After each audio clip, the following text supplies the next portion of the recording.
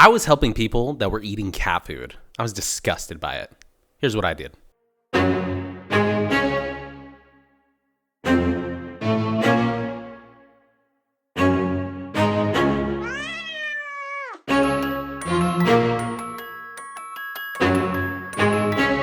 The way that I like, there's a way that you will speak when you're talking about. So like on our event today, you were basically saying like, Data Mighty Mike, and we are the puzzle for you. Like you basically were like connecting it together. And I love the way you enunciate. You have energy. How do you prepare yourself to really get in those? Because I find myself like when I'm getting serious, I go really low monotone and I get really serious. How do you protect that? This was developed by years of working on the rifle range. So it's kind of funny. So this hat is a Marine Corps rifle range coach hat. So it's the pith cover. So I took it, I put the light on it. But as I spent time in the Marines, I went down behind the microphone, down in the pits. So down in the pits I was behind a microphone every day, controlling the entire firing line. And you have to be very motivated. You have an entire script. A lot of the things in the Marine Corps is the media. The Marine Corps is media. It's the media darling of the United States, especially on Camp Pendleton in Hollywood, because we were Hollywood Marines. So there was no shortage of being behind a camera or a microphone for some sort of ceremony. And this was just hours of being behind a microphone all day. Target number 25, get your target up. Target 25, get your target. All day, just doing practice. Wow. Yeah, just freestyle, crowd work, talking shit, all of it. Yeah. Do you miss it? Does this feel good to kind of like, kind of sit in? Yeah. It is. That's why I like it. I was like, podcast is the perfect thing for me. That's cool. Mm-hmm. That's sick. I like it. I'm excited. For sure. So, well, we're rolling. I was helping people that were eating cat food. I was disgusted by it. Here's what I did. My name is Mathew Guzman. I'm a financial professional, as well as an entrepreneur that also has a business, small business in multimedia marketing. So I assist in photography, videography, and my transition away from a world that I was spending hours talking to elderly people that were really in need of money. They were living off of $1,400, $1,500 of Social Security and getting assistance through Medicaid. And I was walking people through the process of it. But, I saw people really get taken advantage of. And it was not uncommon that a lot of people didn't have the money and they would rather buy wet cat food. And some people said it tastes better. Isn't that the weirdest thing? It's like, what kind of world is that? Is that okay? That, we're not supporting our elderly to be able to provide them with additional benefits to eat normal food. And they're eating cat food. That sucks, yeah. It was hard. It was hard because it was very depressing. Like you're spending hours on hours trying to help certain people. And the worst thing that, they really need is just food on the table. And I'm sure that there's many Americans to this day, and I'm blessed to, have food on my table. But I'm sure there's a lot of Americans that are dealing with that to this day.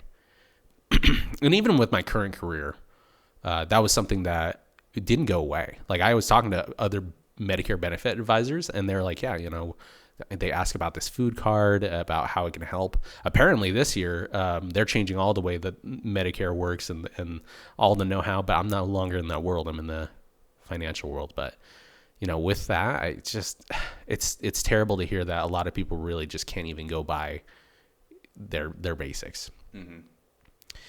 And a lot of people really feel like it's like we're not supporting the elderly, but we're not supporting the people that supported us. So like people in the military. Mm. And I've often found that some of the people that I work with that are in the military, they don't, is it something to not take benefit? Is there a benefit to them to not go after their benefits? It's almost like it's not acceptable. to accept that? I felt that way. Really? Oh yeah, I did. I used to feel that way before I got out. I mean, what were people talking about? I mean, what were the backhand comments after people like were talking about that kind of life? Are you getting those kind of benefits? Oh, here's the thing. A lot of them, the way I saw it is I heard these guys talk about it. Like, to me, they almost sounded like welfare queens. And that was my view of it, and I was not alone in that thinking. And a lot of the people that are still feel that way because they don't understand that when they joined the military, a lot of them didn't understand the rich history that was behind that benefits package. That benefits package didn't come until after Vietnam. It didn't come until numerous families started suing the government in bulk. Wow. For look what you did to my son, for your politics, and what are you going to do about it now?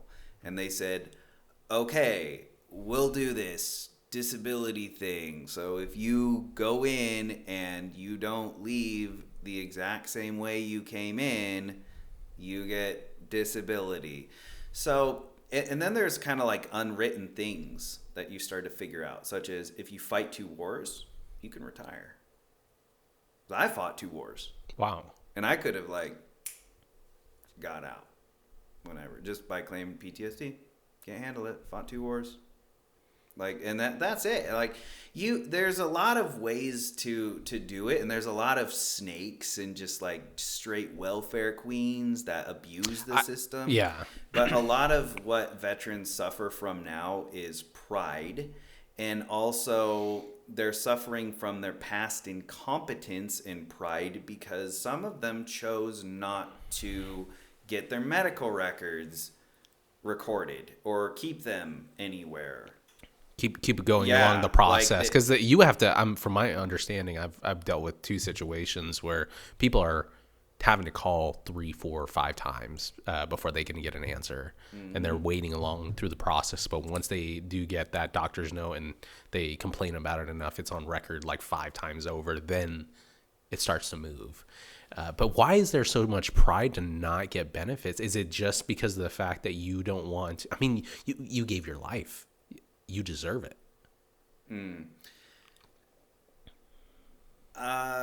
Yeah, I think it's just a welfare thing, like that sort of feeling that you're a welfare queen or something, which is, I think that phases out once you become a civilian and you start to see things differently. And some of them, in some people's cases, maybe they really feel hopeless because they didn't experience much and they know it and they can't really prove any damages. When it's strange, it's the weirdest shit, right? Because like some dude who drops out of Air Force boot camp gets 100% disability for life for post-traumatic stress. And I'm a combat veteran of 2 wars, and I had to file 3 fucking times just to get to the percentage. That's frustrating. Yeah, really fucking frustrating, man. Damn. And there's other things, there's other factors and barriers too. Like, you got to deal with the government, which sucks, man. Well, if you go to the VSOs, honestly, if you just have them go to a VSO, the VSOs take care of all of it. They have made it so easy for veterans to go and do this because the thought of paperwork and filing it with the government and waiting 6 months to a year at a time to get a response, and that's legit. Wow. Yeah, I had to wait a year one time. This last time I filed, I waited like 10 months. So do you feel like that they're starting to support, I don't want to say businesses, because like me and you are businesses. Mm-hmm. I feel like it's more the corporation. I'm like, there's a total difference between a business and a corporation. And I feel like there's a lot more support and a lot more positive feedback going into small business or corporation support rather than necessarily support for the people that supported the country as well there. Like a lack of support to be able to have a proper kind of walk or transition back into civilian life and support system back there. And it's interesting because I've heard that from, I don't think there's one person that has given a positive remark that I've talked to. You know what I mean? Like it's been a lot of the same, of that negative. Like we have had a really crappy or negative experience, and it's like, why are we all saying that we have a crappy experience, but we're not doing anything about it? And maybe it's like nothing that I can do myself, but it's like, if we're all saying that this is crap, like shouldn't we change? Shouldn't we do something different? Of course, that's not my pay grade. But for as far as like welfare, like I've seen people that do that. Like they go from like 180 pounds to like 400 pounds in like 2 years, 3 years. I don't know how they do it, but they do it. I've seen people being affected by that type of lifestyle, and it's absolutely insane. It's their leeches on life, but let's both agree that that's not the 100% of the people that do need the additional benefits of it, right? Oh, yeah. But yeah, definitely. I'm sure there's that's a hard stigma to get around, but I mean, everybody deserves those benefits, especially if they're putting in the time.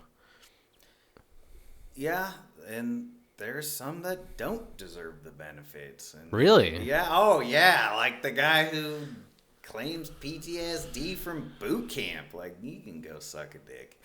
Like, right now, the VA. So it all goes back down to the VA. I have a lot of hope that with Trump that the VA is going to get better. I think the VA is just swamped.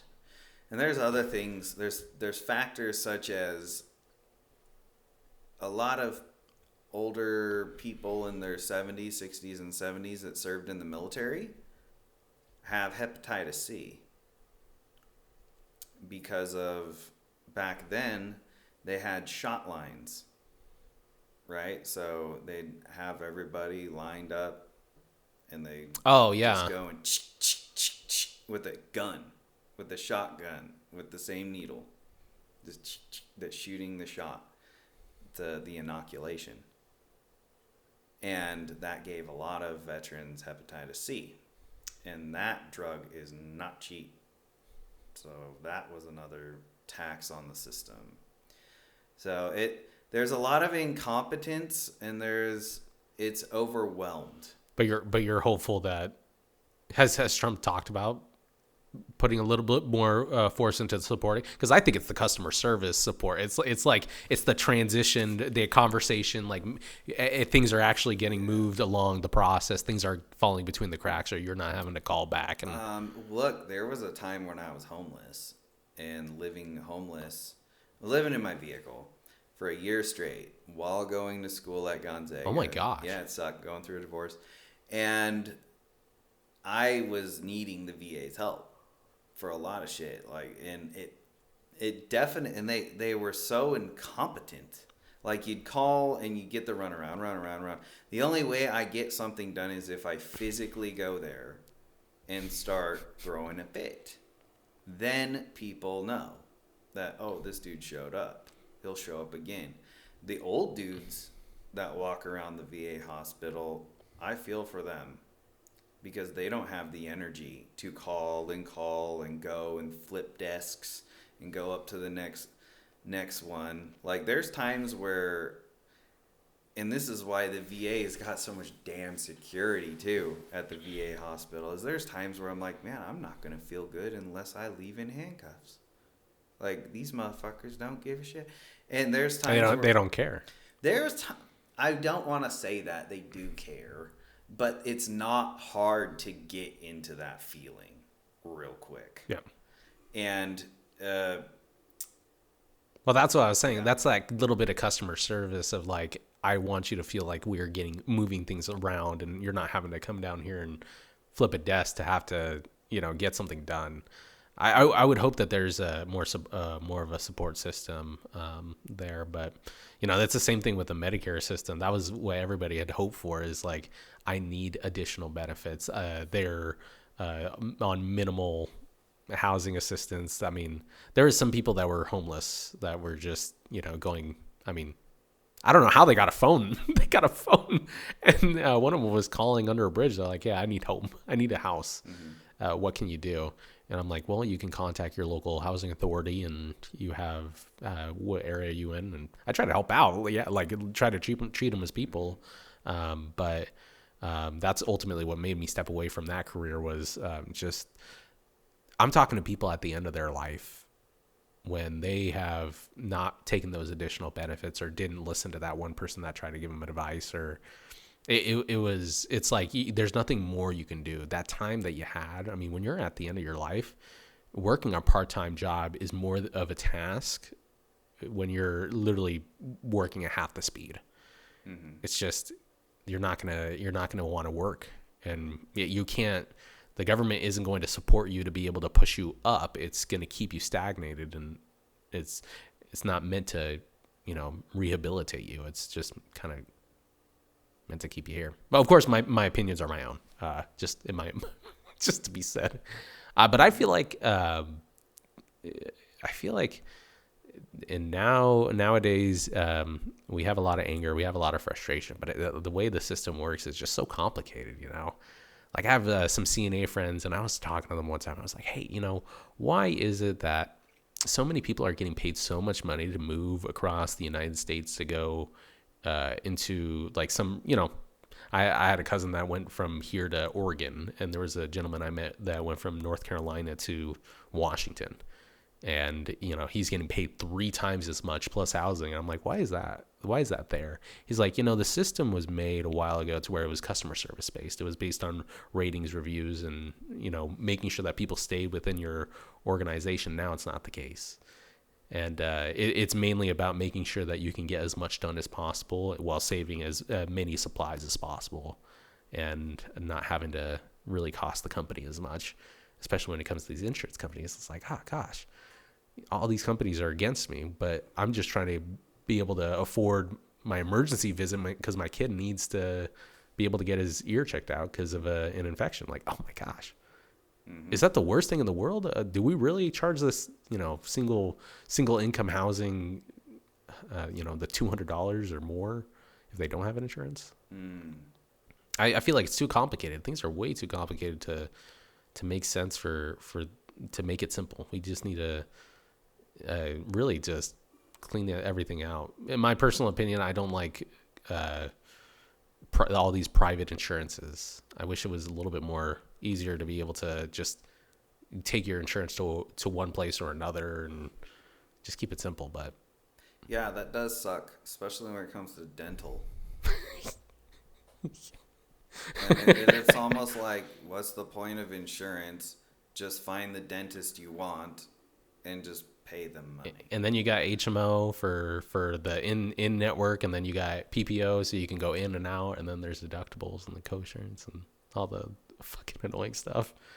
I'm blessed on that because I don't have to worry about that with the VA. Thank goodness. However, if the VA is any reflection as to how socialized healthcare is going to be in the U.S., it's not a good sign.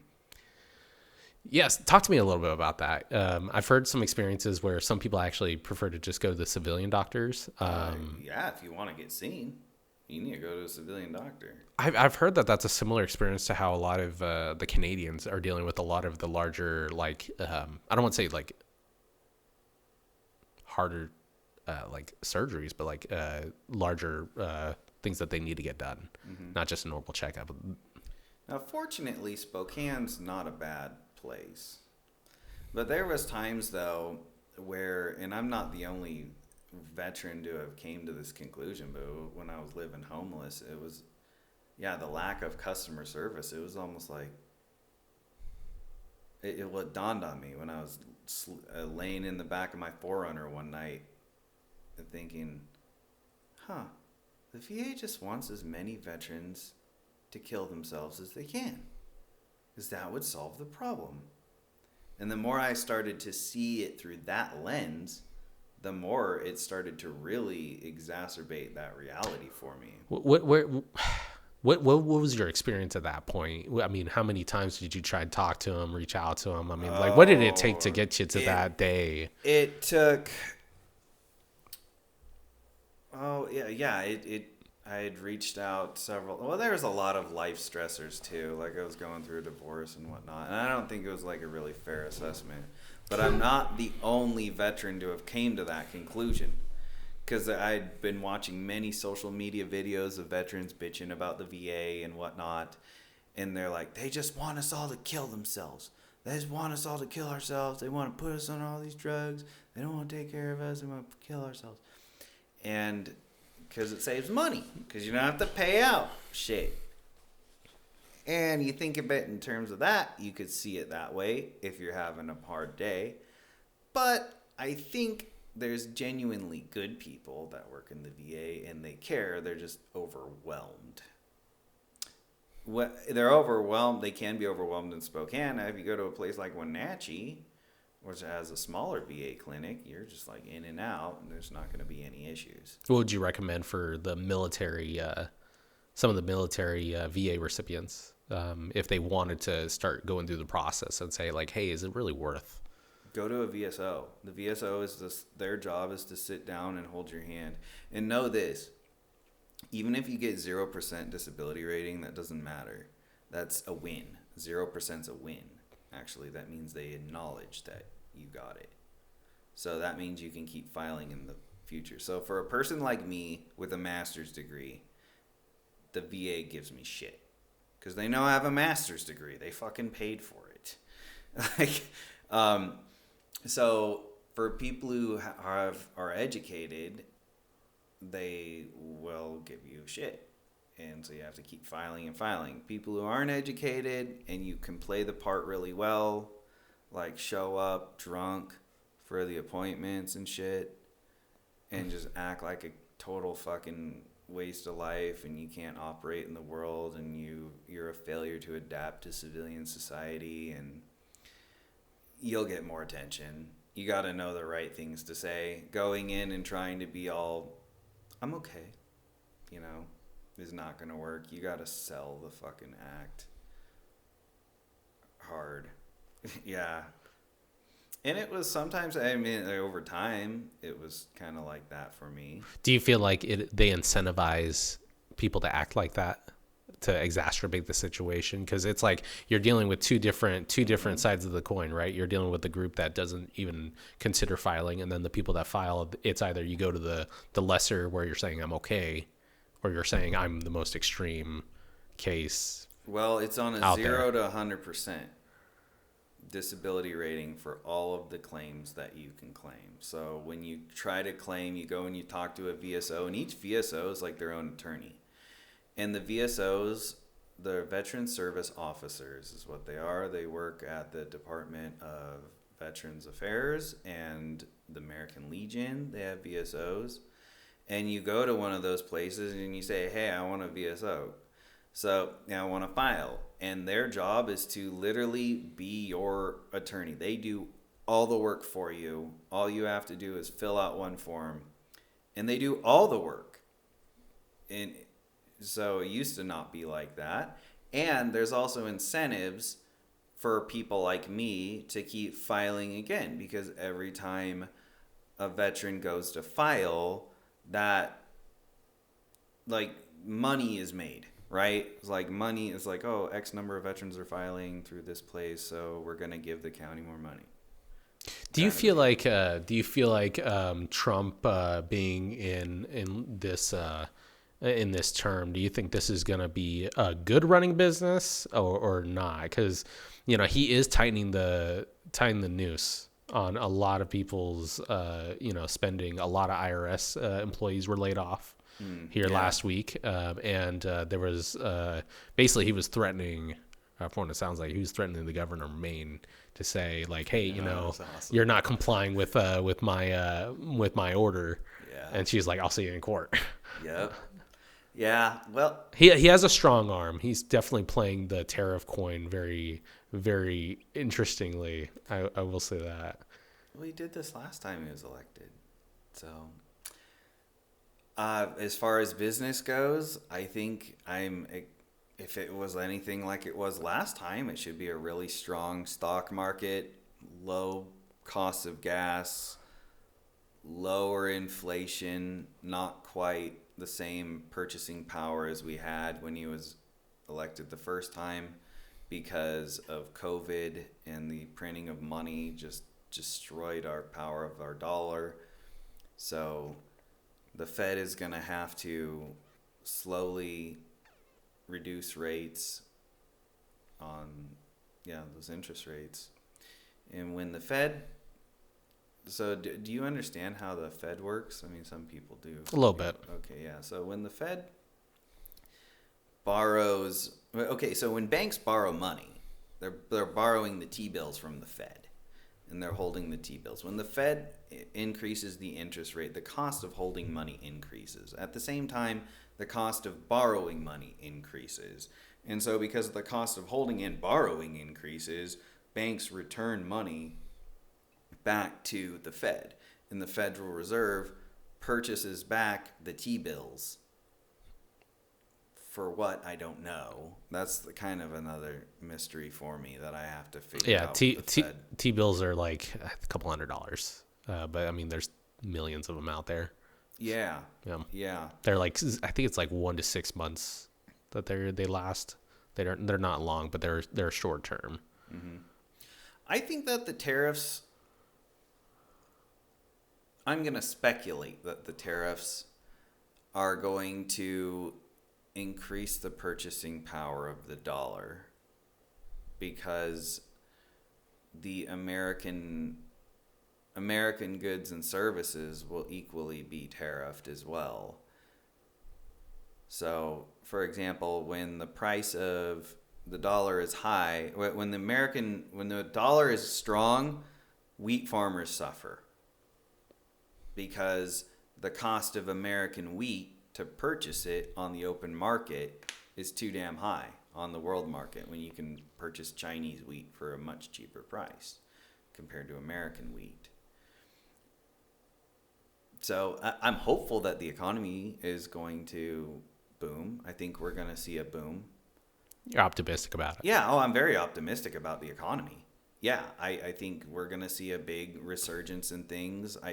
Right now, I feel that there's not a lot of people working because there isn't a lot of people working. And it wasn't until I started studying the census data that I realized that the amount of working adults is not that many. Like, we don't have that many working adults with 8-hour jobs. So, especially with the amount of people that are retiring now. Mm-hmm.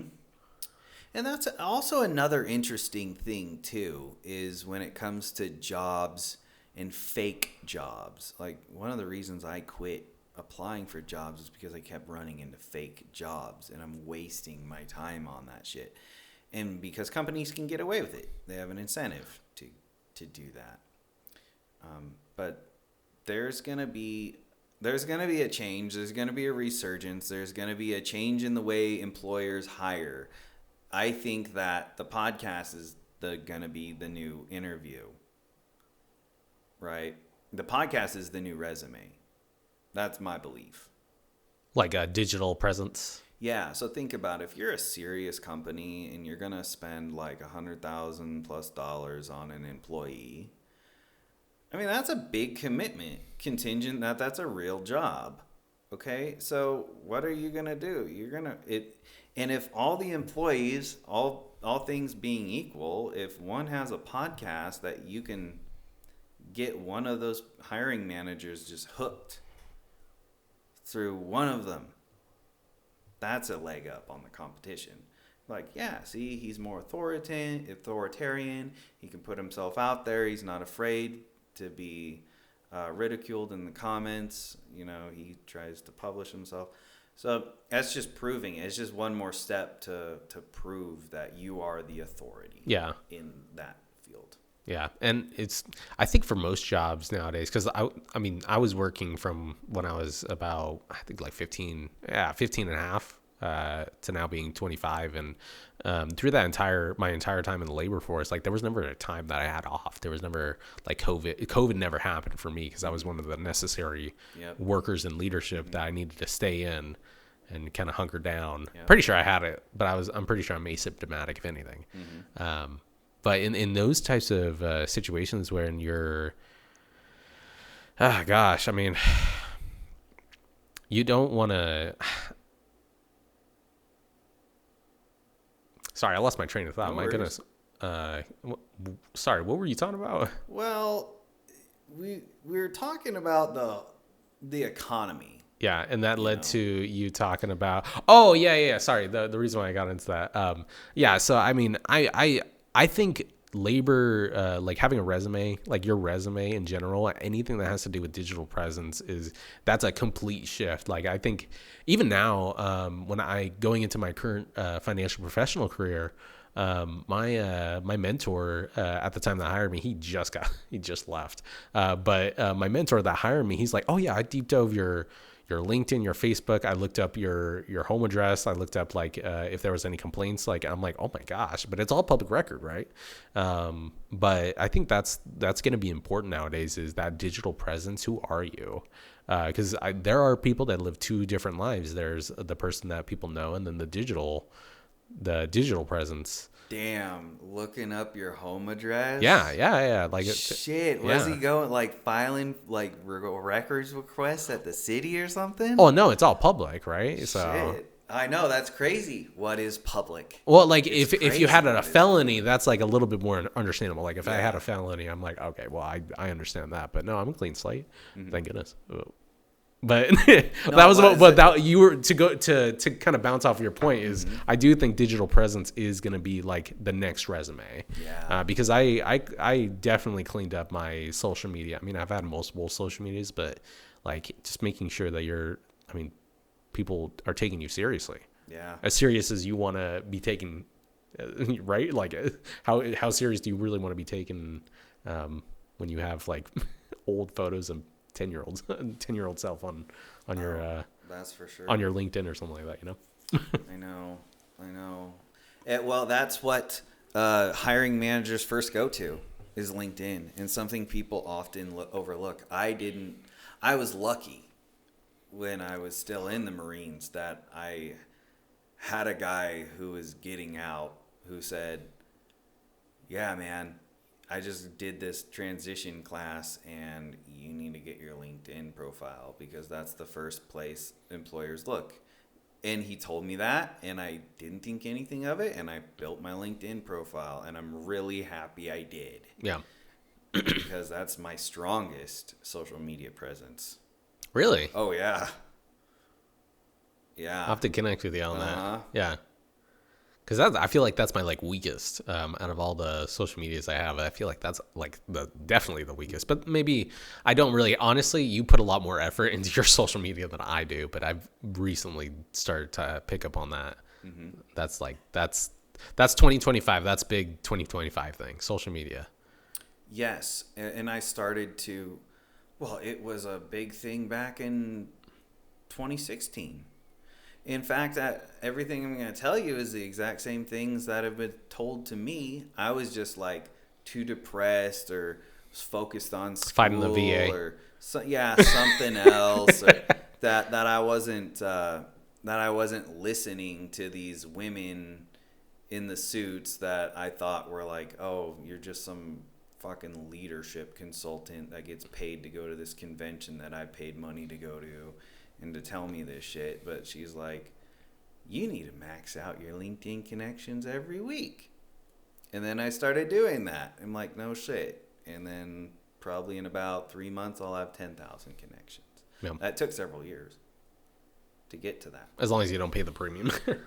Yeah, as long as you don't pay the premium. And then you can probably connect with this. I don't know if you can connect with more with the premium. I thought of that. But I think that's a big thing too. Yeah.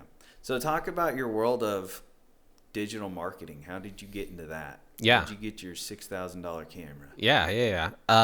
So 1140 Studios started back in 2021 as an idea that we actually like filed the license back in 2022. But it started out more as like it was interesting. There was like a boom of photographers in the industry that came out from COVID, and I think it was just a stagnated creativity space. And so a lot of people took out their phones. Personally, for me, I bought my own Canon. I think it was it's a T1 Rebel. It's like a $200 Canon camera. It was great. Then I bought a Sony $1,500 A6 6400, and now a Sony A7C2. And that progression was really just like, okay, I'm taking photos of friends. Okay, I'm taking photos of other people's families. Okay, now I'm doing quinceañeras. Now I'm doing weddings. Now I'm actually planning weddings out. And so I did my first wedding on my own. I planned everything. I actually walked them through the process. I even tied the groomsmen tie for him because nobody else knew how to do it. But they were all asking me questions. They're like, where are we walking? When are we dipping? When are we doing this? I'm like, we're doing it here, here, here, here. The photos looked amazing. The family loved it. 5 stars. I mean, and that's what I pride myself on, is that 5-star. But it started out just as an idea. The goal with the business for all these media marketing is really just to try and provide jobs for other photographers, because that's something that really, like, back when we started the business, that was the thing that we saw is photographers don't really have a lead generation system unless it's like area specific. So what we want to do is basically have it to where, and I actually would like to talk to John Byron about this. We'd like to look for a group of people that actually want to do basically long term. It's going to be basically an app, kind of like Uber, but for photographers.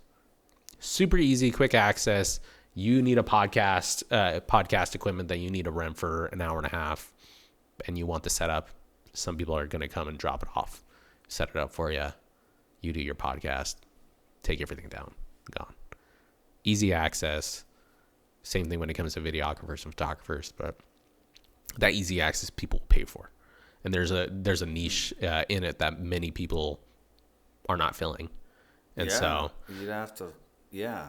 But it's I'm only a team of 2 at the moment, but my other co-partner, he has been flown out to WSU football games. He traveled to California for the SoCal. What are they called? Yeah, it's a SoCal games, University of California. We shot some photos there as well as flown down to Vegas a couple of times for photography, videography for a couple of YouTubers as well. So I mean, it's a mixed bag of kind of what we do, but our goal is really just that end goal of being something to be able to actually produce content for other people and making it easier, more accessible. Do you still do photography for weddings? I do. And right now it's mainly like we plan out at least 6 months in advance minimum, but my process to it is we have to see if it fits. Like, let's see if this is even a good personality mix. I introduced myself. I asked them, how'd you meet them? Mm-hmm. What's your favorite thing about them? Great. Are you looking for like an actual engagement photo session? Or what exactly are we looking for? Great. When do I need to be there? We meet 6 months, then 3 months, then 1 month. Then we're talking about the photos, the shots, the leans, the poses, and we're doing everything beforehand, because I stress it all. Work like cameraman? Do you do video recording? So I'll usually do. I'm stronger in photo, but I usually have somebody else that does video. We also contract out most of our we had a couple quinceañeras that were just a couple hours away from Spokane, and I couldn't do it. I didn't have the time, so we contracted other people out to do that. But that's our main job, is being able to provide jobs for other people. So when we know we couldn't do it, when we knew we couldn't provide that service, we know somebody that is reputable, that we vetted, and we make sure they're actually quality. We don't want any terrible shots, but yeah, we have other people for that.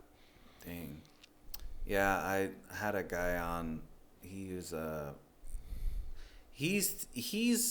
seems to be giving up that game. He was big into wedding photography, and he did a lot of Hindi.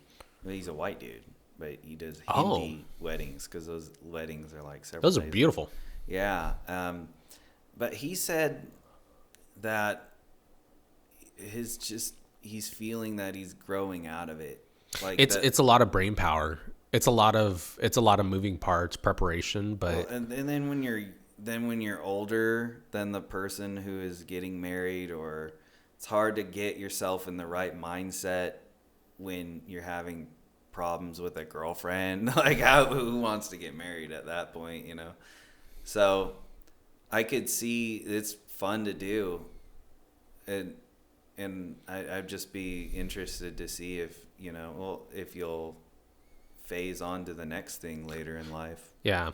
Well, that's what we did last year, and we have a couple of weddings coming up this year that we're excited for. But most of the jobs that I would like to do are something that we just recently started working with a realtor here in Spokane and started working on his social media, and we've already. I mean, we launched his media campaigns middle of last month, but he's already seeing about a 14% growth in his followers, and he's already seeing the growth with the viewership. So there's I would like to kind of go more in the avenue of being able to show off the people, the way that they work, podcasting, like that's the cool stuff. Is you're not only getting to see one person, but you're getting to see an entire industry. That's my goal. I love weddings. Like, dude, sharing and capturing somebody's, like, the photos that are going to be on somebody's literally their phone or their wall for the next 40 years. It's a blessing, and I'm blessed to do it. But definitely, I feel a burnout when it comes to the socialization aspect of it. Yeah, well, and he's almost 40. Yeah, And he's like dealing with, you know, younger people. yeah, And he's like growing out of that romance of it. So, yeah. but that's him, and enjoy it. And so you're thinking, but that is the way. Growing YouTube channels, Growing social medias, yeah. Growing the people, growing with them too. Yeah. That's what it's all about. So, what's your favorite?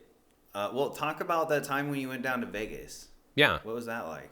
Yeah. So, I mean, it wasn't me, it was my partner, but Oh, it was okay. basically a situation where we were kind of following a couple of YouTubers that had a convention, and it was more just like they had a YouTube video idea, and we had a gentleman that was just videographing the entire time. So it was like a couple hours of just walking around. It's honestly exhausting from what I hear to just be kind of silent behind somebody like a camera, and then just be kind of following them and then saying, all right, here's the next shot.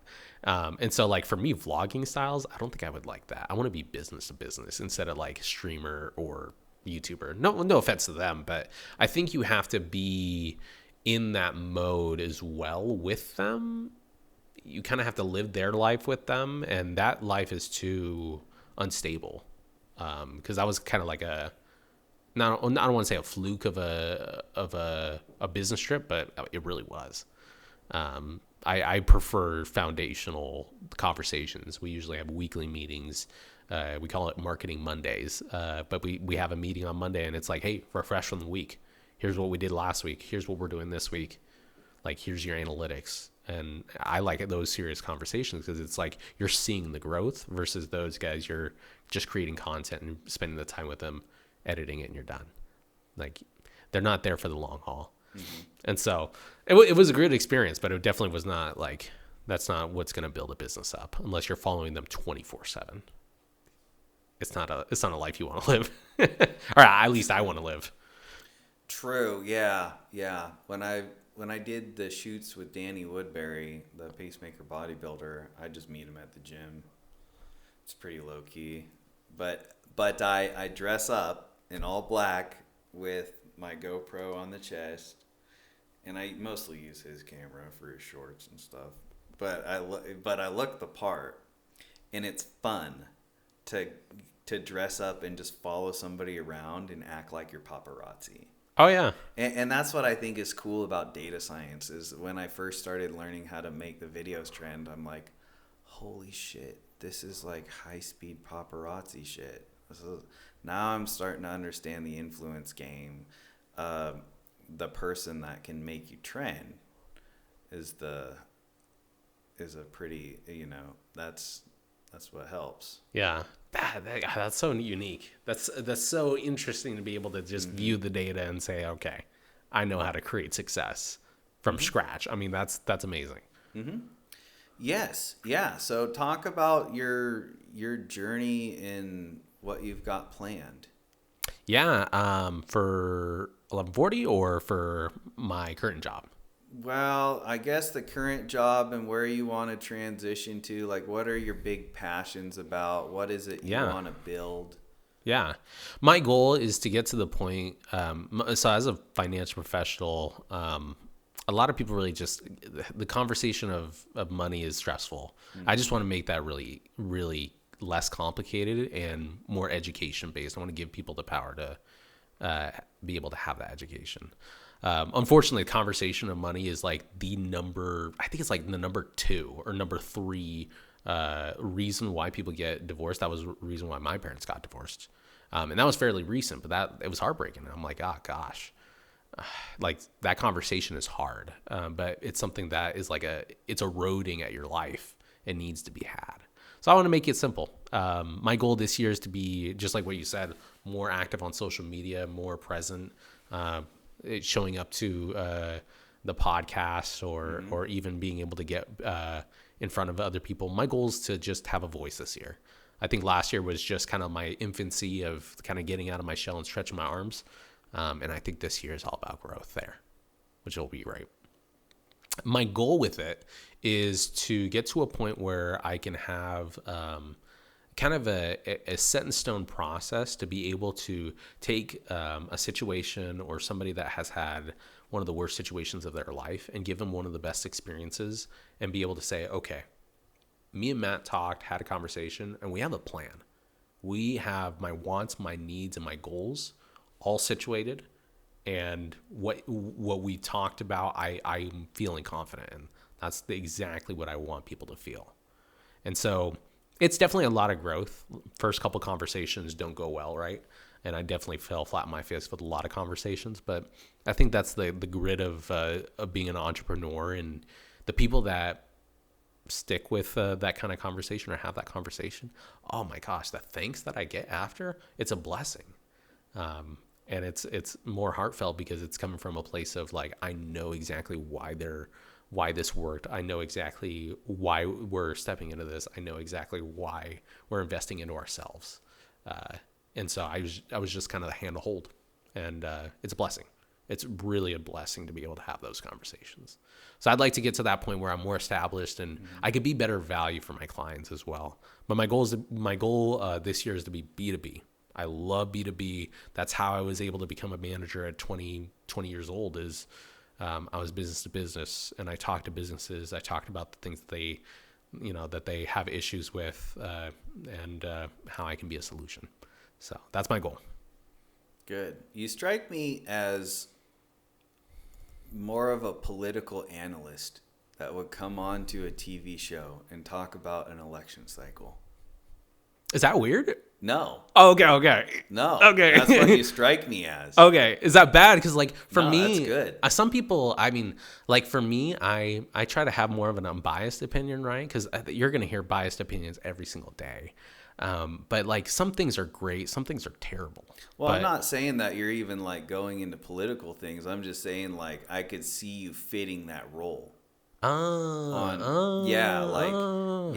now our political analyst Matt Guzman to talk about the election. Yeah, we got going down in Spokane County. We have this district, precincts are going through. And we got to get the election ballots in by this time tonight. That's. You would be perfect for that. Thank you. I'll take that as a compliment. Yes, very much. Okay, good. Yeah. You definitely got a lot of options for media roles that you could fill. Yeah. Or analytics. It's so interesting. I've been told that before. I used to do. I streamed for a year, and I really enjoyed it. It was fun. Good. See, you stream. See, you got. Yeah. It was all fun and games, but it was.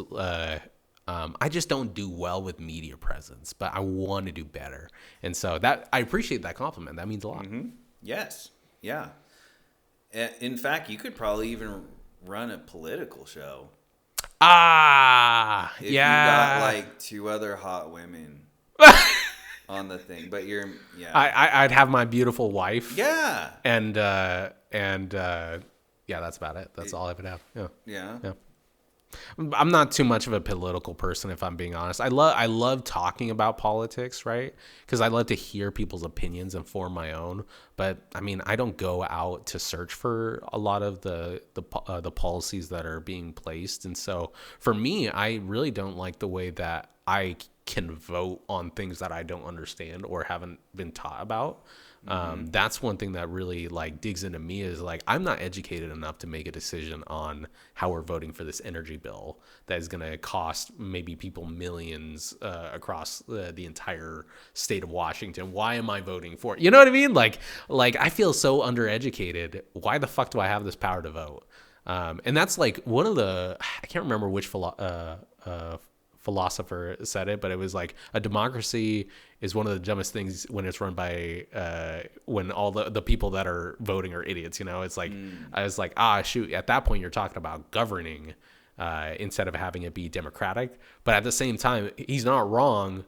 If you make the system make the people stupid, then you're not going to have the smartest people that are voting. And I won't say that the system incentivizes people to not be smart. I just think that there's so many distractions nowadays. There's TikTok and YouTube and there's so many video games nowadays. And I won't say that I didn't get the best education. I got education, but I didn't make the best use of it, and I was distracted for a lot of it. Yeah, that barrier of education is kind of almost gone when you know it's freely available. It's how do you use your time? And when you talk about, I was just thinking about like finance stuff and how you're able to make that work with your world of financial advising and trying to build a brand in the world of finance. And I don't know. Where do you see that world going? Financial advising. Yeah, I'm hopeful for it. I'm very hopeful. Oh, this is what I remembered. Yes. Oh, yeah. You're right. We got a lot of distractions in our society. This is why. So we got a lot of distractions, and a lot of people spend a lot of money on stupid crap.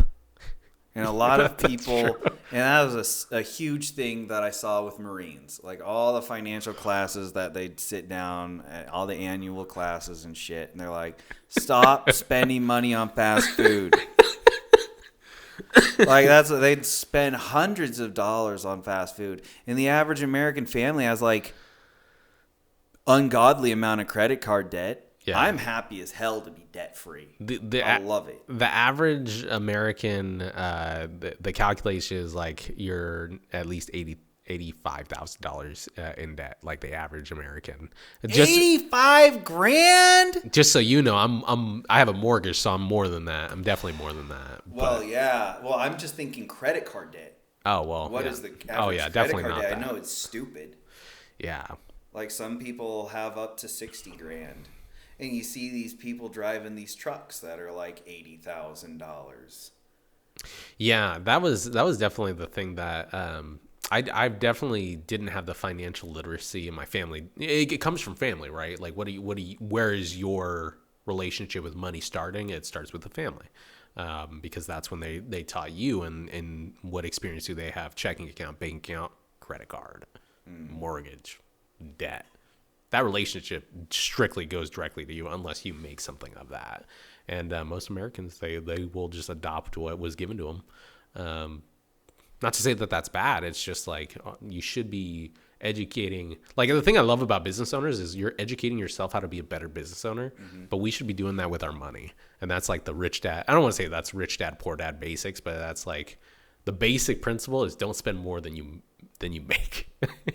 And that's like unfortunately the number one mistake most people make, but that's because we live in a consumer society. So I don't want to say that's like a harsh thing. That's not my job. My job is not to tell people how to spend their money. My job is to tell them where to put their money so it grows. I don't want to be the person that tells you can't have a birthday party for your kiddo or buy a present for your family member, and I will never be that person. And that's so tedious. Like, why would you want to? I mean, some people There's some people that need that. Some people that need that, and some people that specialize solely in helping people budget. It's like being, your workout buddy. You're hiring like a gym, trainer, right? Yes, and you're in the business of, you should take your money and invest it in yourself. I don't know if you've ever read or heard of the book called The Richest Man in Babylon. Oh, it's a great book. You should read it. It's on audiobooks for free on YouTube, and it's less than 100 pages. It's a quick read. But it's one of those books that they made us read at Gonzaga University, and it's mandatory reading at Gonzaga Business School. It's mandatory reading at Harvard Business School. Yeah.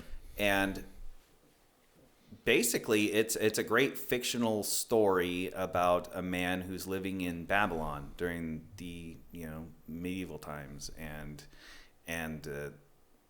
there it goes through several different series and scenes with different people and mentors that mentored these people into how to see money and how to use money to make your life better. And one of the things that, there was a situation where a man's like, I have all these bills, I have no money left for myself, how am I ever going to do this? And then the richest man in Babylon said to the man, he said, you must burn it like fire in the sky. Part of what you make is yours to keep.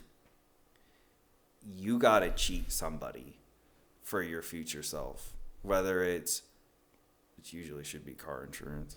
You'd be surprised if you cut out car insurance for a year and took that money. If you're going to cheat anyone, that's the first people you should be cheating, is the car insurance, because your probability of getting in an accident is fairly low. Yeah.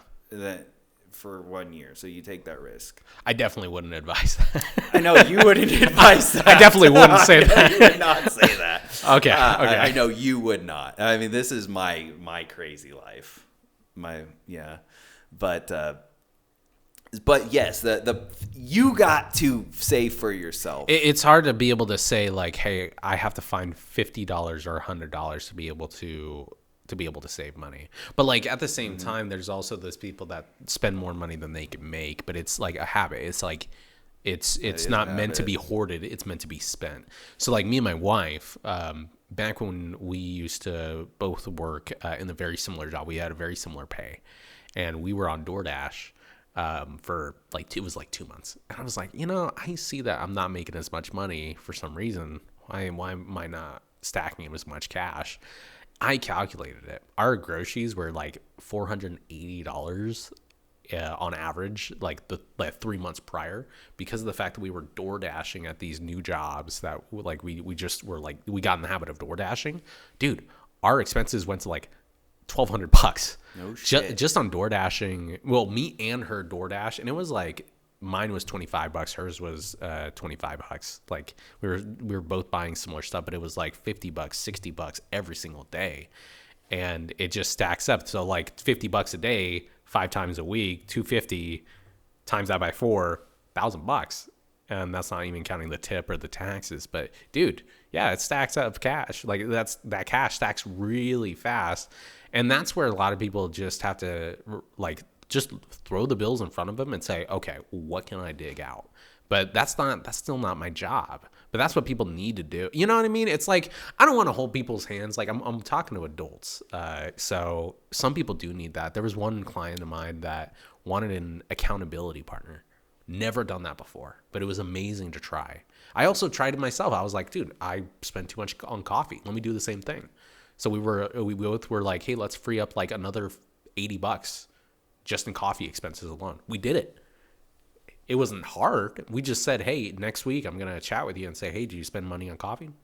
Texted her back saying, no, I didn't. It's a fun game. It's fun. And that's a great thing about this business that I have is like, I can create whatever I want, but my goal is to have a business that can create wealth for families and businesses. That's my ultimate goal, is just to be able to help them. And it's like throwing a freaking egg off a cliff, expecting the egg to hatch and be able to learn how to fly in that time. It's like, it's exhausting to wear this many hats, but it's so much fun to be an entrepreneur. And so I'm excited to see what this year has. I think it's going to be a great year. Oh, I think so. And a fun game to play is if you want to increase revenues quick, decrease expenses. So stop buying groceries and eat everything in the house for 1 month. Oh, just eat everything left over in the house? For 1 month. Oof. It's an adventure. Yeah. But those Cheerios you're eating, one every hour, you're like, this will last me. Yeah, well, there was times where like I've been really frugal too, to the point where I've done that just to save money. I've even gone down to the food banks and gotten food. Oh yeah, because been there. There's a shit ton of free food that they throw it away. Like, we have no shortage of food in America. I think if anything, that should be free. Is the food, and the healthcare should be the same, but the food should be free because we have no shortage of food. I would argue the opposite. I think in the insurance or healthcare industry needs to be a little bit more affordable. Like, just like if I go to another country as an American and I have whatever currency that they have, it shouldn't be more affordable for me to go to some random place with no insurance and be able to get like a costly, effective rate, like $200 for an X-ray. Like, that is crazy. Over here, it'd be thousands. Yeah. That's my personal opinion. Like, if you have a disabling event and you need to be in occupational therapy and you're paying that out of pocket, just for occupational therapy alone, that's thousands.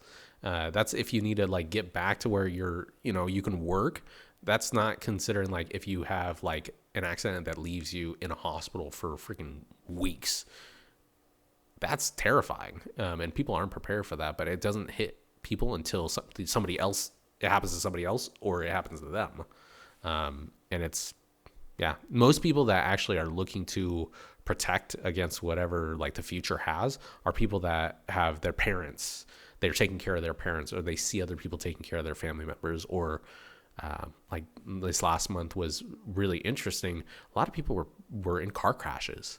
And that was a big thing last month. Is I was getting calls from people saying, oh yeah, my cousin or my family member or somebody we know passed away. We want to talk. Like, let's plan. Let's look forward, look ahead, and make sure that something is going to happen. It has to happen for them to think that way too. Have you ever heard of the 3Ds for life insurance? Go ahead. Death, disability, disqualifications. Somebody dies Delay, around you. Deny, depose. Oh, no, not those 3Ds. No. Definitely not. Man, I've heard that guy, that saying so much since it's been said. Oh, gosh. Death, disability, and disqualification. Death, somebody dies around you. Disqualification, you're disqualified. Like, something happens to you. Like, you find out you have a little bit of cancer, and you're like, shoot, I have $100,000 of debt, and my wife can't work anymore. I'm the single income. What do you do? And then there's this disability. So you're disabled and you can't make money anymore, or you're trying to figure out like how can I pay the bills, or I'm slowly going to be deteriorating in body ability, motor ability. How can I assist in being able to take care of the bills? And that's a hard conversation to have, but the easiest conversation are the people that already experienced it. So those are the 3Ds to life insurance, and typically that's my call. Those are the conversations I have to have. And honestly, there's days where I have like people will ask me and they're like, how you doing? And I'm like, I don't talk about like the things that other people deal with, but like I've had conversations where people's family like just passed away and they're trying to figure out what to do, and they're trying to plan things out. Somebody else finds out that their family member has cancer, family member just got in a car crash. Like, I hear that a lot, and it's hard to keep that positivity going. I am a glass half empty type of person. But I will wear my emotions on my shoulders, and a lot of people will see that, and they'll be like, hey, how are you doing? And I'm like, I'm okay. And it's just like, I have to get through that day where I had to hear that their 2-year-old son just got diagnosed with diabetes and they're crying on the phone. Like, it's tough, but I'm glad that they called me. I'm blessed that they called me, because I get to share in that moment one of the harshest like kind of conversations to say, what do we do? Did you expect that? No, absolutely not. I wouldn't have expected that either. No. Wow. Wow. Oh, damn. That could be really tough. Yeah. But because they are literally in an emergency in their mind for sure. Like, this is a shitty day. Yeah. And they're like, hey, we don't know what to do. Well, and it's hard too, because I don't know when to like have conversations with certain people until like you get on common ground. So sometimes when we have conversations, it's while events are happening. And it's like, oh gosh, like. Then you're in the drama as it unfolds minute by minute. But those are the conversations. Like, I mean, I'm now starting to speak to a couple of attorneys because we're having to talk a little bit about estate planning, and that's the hardest thing because there's the professional aspect of it, and then there's the personal aspect of it. Because like for business owners that create like a really great business, thriving business, like the mother, the father are both part of it. They have a son and a daughter. Son being a deadbeat and the daughter being the person that's the manager, and you want to give money, or you still want to be able to support the son, but he's not really good. He has a gambling addiction or he has issues on its own. That's the personal side. And the professional side is how do you still support your child? And do you give them a part in the business versus the other person that is competent and would make a great person to put in the business? Like, what do you do? Is it really fair? And usually, in order to make it fair, it's really not. So just handling those kind of conversations can be super stressful, but it's a blessing to be in those conversations with the attorneys, the wife, the husband, and sometimes it's honestly, I feel like it's like I'm a financial doctor more than anything else. And that's not an official name or anything, but that's how it feels like sometimes, because you're bringing up things that like some people don't talk about. Some people don't even have their husband and their wives' accounts merged together for finances. I never knew that. I never did that with my wife. I never experienced that. I never even thought about people doing that. In case you get audited by the IRS. Yeah, I don't know if you've ever watched it's a funny movie. Yeah, unfortunately, if the IRS are coming after me, it's probably something bigger than taxes for me. But I don't. I make sure if I'm going to work with somebody, they pay their taxes. Yeah. But my big thing is I don't believe in tax evasion, right? I don't look good in orange. I don't know. Do you look good in orange? No. I don't look good in orange at all. I believe in tax avoidance, not tax evesion. Yeah. Because Donald Trump paying $700, $800 in taxes. Well, if this guy can use the system to his advantage, why can't we as normal consumers? And that's where it's frustrating for me, because when I was in the Medicare world, that's what I saw. I see a system that I wasn't very patriotic towards my country, but that was one of the things that I thought was something that was stronger about our country, to be able to help our military as well as our citizens when they're actually retiring. And that was like a slap in the face. That was the moment of, okay, we have to do a lot more work ourselves than we have to rely on the government. Mm-hmm. And if you are reliant on the government, it's hard to get away from that. Not to say that people that do end up relying on the government are looking for that. There are the people, right, the 1 out of 10, right, the 2 out of 10 maybe. But then again, there's those people that are living paycheck to paycheck because of the fact that their spouse passed away and they were the only income, and the other person was a stay-at-home mom for 40 years of their life, and then they only worked for the last 5 years, and that doesn't make a huge amount in Social Security, and now you're applying for state Medicaid. Mm-hmm. Yeah, and it's a vicious cycle, because you're going through that grief, and you start grief spending, then you're broke because you grief spent, and yeah. It's like, I eat because I'm fat because I'm unhappy because I eat. Yeah, that sort of thing. Oh, yeah. It's like, I want to go to the gym, but I don't go to the gym because I'm fat and I don't like my body, but I don't go to the gym because of my fatty body. Yeah, I eat because I'm depressed. I'm depressed because I'm fat. I'm fat because I eat. That sort of thing, where they're spent, they get in that cycle. I've been in that cycle where, you get side shocked by something. You start drinking more. Or whatever. And that was really the depressing part of it is like I believed in the system that we have, but I didn't even understand it because I was walking in at like 24 years old saying, okay, Medicare is something that's going to take care of you. That's not the way that it works, and we think that Medicare is going to be paid for. It is not. It's insurance just like everything else. So understanding that, and then understanding what the VA it does for certain people and why some people don't take advantage of it was just so frustrating.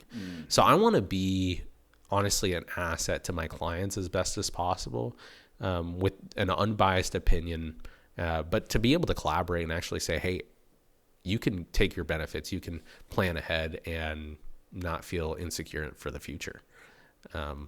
Yeah, that's really the big thing for 2025 is really growing that. I think we were just at another podcast, but they were talking about hiring employees, and that's one of the things that I'm really, really trying to figure out is with this other business that I have for marketing, do I start to train somebody else and start the process to kind of uplift them, give them a foundation, let them use my equipment, give them the benefits, and really that's really what we want to do. But it's like, that's my love and care. I have 5 stars on my Google account, like that's like my baby. Yeah. And like if somebody like gets a 4-star, I'm not throwing a bitch fit, but I'm not throwing a fit. But at the same time, I'm gonna be like, oh gosh, like God, maybe I could have done that. But that's an unfortunate thing is I was terrible at delegating when I was a manager. That was one of my downsides when I was younger is I didn't trust anybody to do my job. And that's, I think, a big difference for leadership and quality leadership is you're allocating and delegating the things that you can do, but you are going to have somebody else do, and they will be the best at that specific thing, creating that role, creating that salary, that income, and then you're going off and making more money in a different area that they're not strong in. I was never good at that. That was one of the things that I think really held me back from being able to advance faster. And I advanced quickly, but I only advanced quickly because of my sales. And honestly, I don't think I should have been a manager at that point for just sales. I needed leadership. But I understand that a lot more now. It's like that leadership versus just being a salesman, that doesn't make a good leader. You have to train yourself 1% better every single day, trying to see it from other people's point of view and actually understanding the communication between the higher ups and then the people below you. That's I would say like entrepreneurship and leadership are the 2 hardest jobs. And it takes a lot of soul to be able to put that time in. Yeah. Like I literally was graying by the time I was like 21 years old from having this territory manager job or managing those multiple stores. I was literally graying. I could see, I'm like, oh my gosh, I feel old. And I still have gray hairs coming out. And I'm like, oh my gosh, this stress is killing me. Mm-hmm. But you learn, you live, you learn, and you grow. So yeah, digital marketing. Do you have any ambitions for creating your own show? That's a lot of effort. And I'm only allowed to put 10 hours of my time on the side of this main business that I have. When it comes to this side business, this outside business activity is mainly strictly for my creative side. Like this week I had maybe 4 photo shoots that I did. I went to Page 42. I did a commercial realtor photo shoot. I did some for a nonprofit as well as I worked for one of these referral groups that I'm in, and I love it. It's my creative side, honestly. It's really what gets my juices flowing mentally, and I love doing it. It's something I do when I'm like watching TV, but it's like the TV doesn't even fucking matter. Like the TV doesn't even matter. No, sorry, I don't want to cuss. No. My wife said I shouldn't cuss. I'm like, all right, I will work on that. Well, good. Well, you made me think about when I walk out in public with a camera, people behave different. They do. Yeah. Oh yeah. It's almost stiff, like yeah, like there could be the guy who's open carrying a pistol, but I got the camera on my chest, and everybody acts different. Oh yeah. Like they're like It's funny. It's really funny. I love it when I try to introduce myself to people at weddings just to avoid that, because that's one thing is I'm like, guys, if you see me, just act like I'm not there, please, because they're going to look at these photos and they're going to be like, why did she look like this? So there's times where I just completely cut out an entire 30-minute session because people are just staring at the camera like it's going to kill them. Mm-hmm. And I'm like, guys, throw up a peace sign, smile. You're at a wedding, enjoy it. It definitely is a different style of trying to work with people. It's Do you have the fancy leather thingy strap? Me and my partner were looking at it and we were like, dude, that's so. I don't want to say it's extra, but I have a little kind of satchel that I zip up, open it up, put on a new lens, slap it back in. It takes me 15 seconds maybe, versus the other one, those straps, they're cool, but you're doing the same thing and it's just too extra. But hey, I don't. Those are wedding strap. Those are great for having dual cameras. So it's fantastic because when you're swapping out lenses, if I wanted to hot swap my lenses, but if there's a wedding in front of me, that's taking 15, 20 seconds. Yeah. Versus if you have those other guys, you literally are snap, snap, snap, snap, snap, far away, put that down, snap, snap, snap, snap, snap, medium distance, great. And then you start backing up with only this one right here, and this is your one. Or you do the same thing, and it's videography, photography, and you have that. That's great. I don't do that. I'm not that. I have specific shots. I have certain set locations I'm thinking about. We're already checking the venue out. I'm pre-taking photos and having my models already walk, and we plan all that out hours beforehand. And that's really what... That's really what makes us 5 stars, is just planning that process so that they don't even have to. Yeah, you do a lot more work than the last wedding. No, you're doing wedding planning as well, it seems like. Yeah, well, people want an experience. They want to know that the person that's going to be there from. I think that's really why the husband. I feel like we didn't get off on the wrong, the best foot. The wife was the one that was talking to me, and then he's like, "Dang, dude, nobody knows how to tie a tie." And I'm literally standing there. I'm like, "Dude, let me do it for you." I'm like, "How's your day been? How you doing? How you feeling?" Dude, your wife. Absolutely beautiful. You're a very lucky man, doing this. How do you feel? Where'd you meet her? Doing this. Yeah, great. You look fantastic, by the way. Can I get some portrait shots? Great, good. And it's just about a relationship. Him and the wife sent over 2 5-star reviews, and that's the best feeling. Yeah. When I sometimes I don't even charge certain clients because of the fact that I. They're close friends or their family members, but I still send it through. That's still one of the best things because it's promoting my business in a way that's just it's positive. But one of the big things that I think photographers have a problem with is when they do that, they don't know how to price themselves. Mm-hmm. So there's a huge difference. You have the other side of the coin where it's I'm going to spend $2,000 on this one photographer, and they're going to give me maybe 5 hours of their time showing up. Photography, leave, do the editing process. The reality is the editing process is an 8 to a 10-hour excursion, especially if you have 2,000, 3,000 photos. But I mean, you pay for the quality that you get. And there's definitely the lower qualities that they go from hey, I'm going to charge $500 to I'm charging $2,000, and it's a progression. The quality difference you see is just insane. It's for some reason that 1,000, 2,000 area is you can either get the worst piece of crap photo that you ever seen in your life, or you can get something that is worth $5,000 that they should have charged more for. But in that area, you just have so many people that just don't know how to price themselves. They don't even know their own quality. And that's the thing is when you're in a creative space, you can't really price somebody else's quality. It's based on themselves. But when you price yourself and you compare it to other people and you say, okay, I feel like I can moderately charge a little bit more because this person is 5 months in and they're they don't have the basics down, versus you have composition, you have the lighting, you have everything, you have the equipment, and it's like you're justifying it in your own head.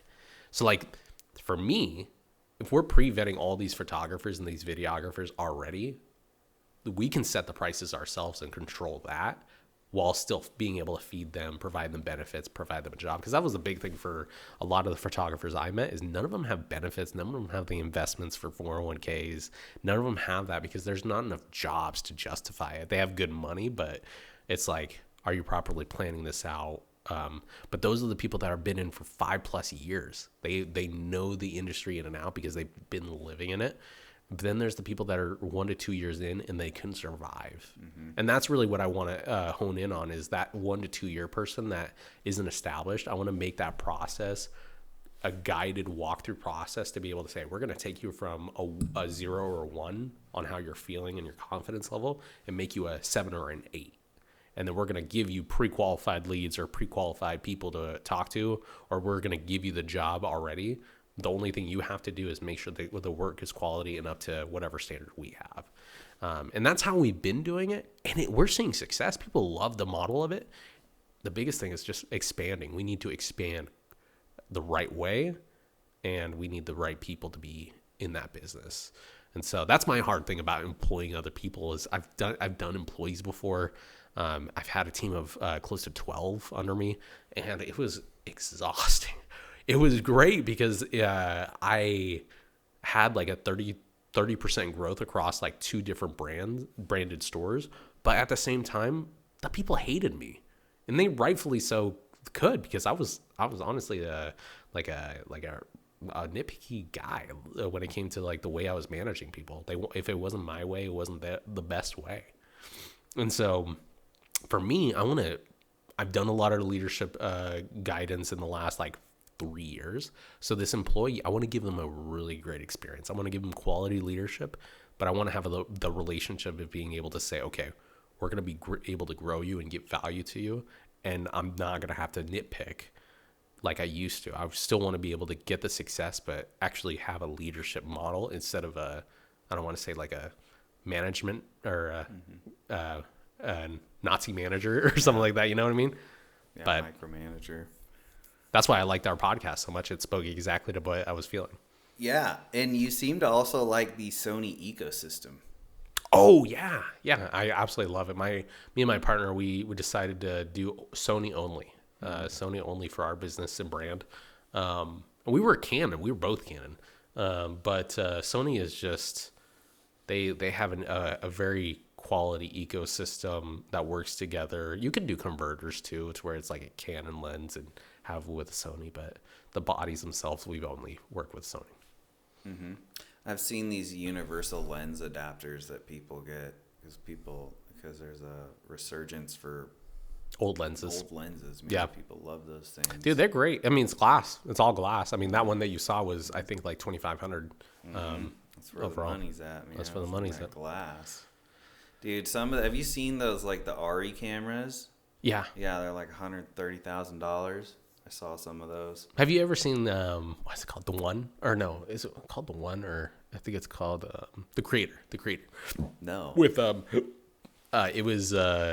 it's basically this dystopian world where it introduces these robots that actually have living souls. They actually have like emotions, and basically there's like the first like humanoid robot, like firstborn humanoid robot.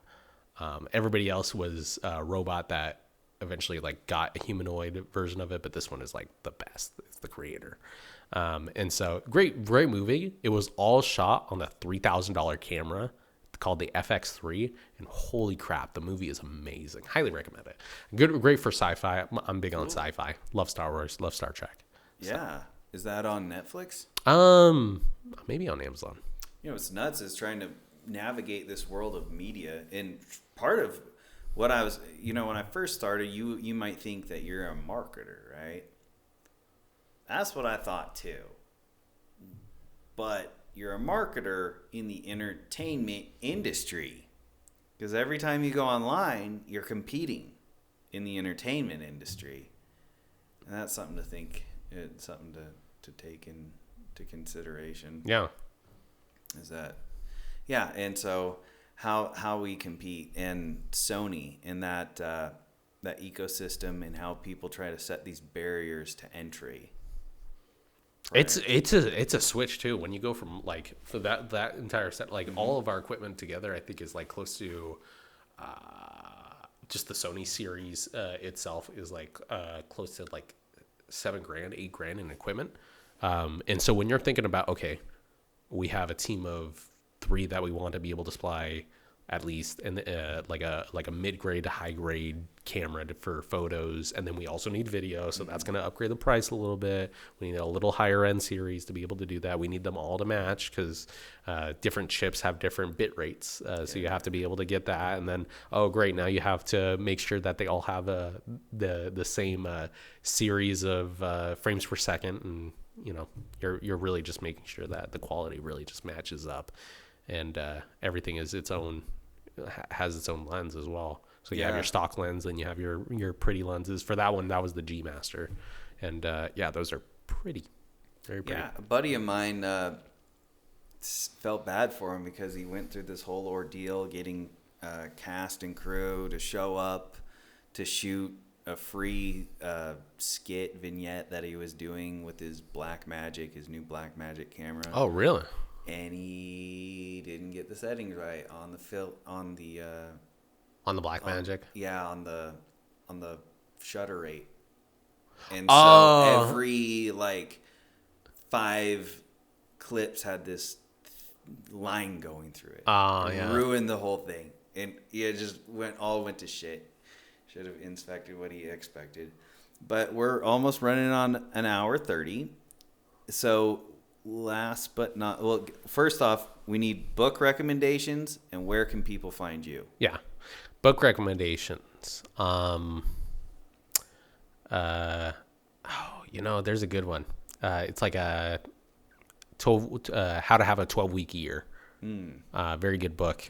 Basically how to get more done in 12 weeks than 1 year. That's the kind of the premise of it. And what it is you're outlining like what your business can effectively do, what you can control, what you can't control, and then above the line and the below the line issues with your business. So things that you can control above, and things that you cannot emotionally control below. And so like, how can you get past your below the line issue? How can you get past that discomfort? It's great. Another book is, I'm not really a book reader. Conscientious Connector. By Dave Ribble? By Dave Ribble. Oh, that's so sweet. Plugging Dave. Yeah. I was given it by a close friend, so I was able to read it. It was good. Good. Well, cool. Yeah. And then last but not least, where can people find you? I'm on LinkedIn. I'm on Facebook. I am on Instagram, but you will see me more for my social media than anything. So, like the website names. Yep. Oh, website names? I don't have websites. 1140studios.com, www.1140studios.com, or the best way to reach me directly is by LinkedIn or Facebook. Okay, so just go look up Mathew Guzman on LinkedIn. All right, guys. I hope you all enjoyed this as much as I did. Be sure to like and subscribe and smash that bell for more data-driven updates. Check out all of Mathew's links in the video description below. And goodbye. See you next time.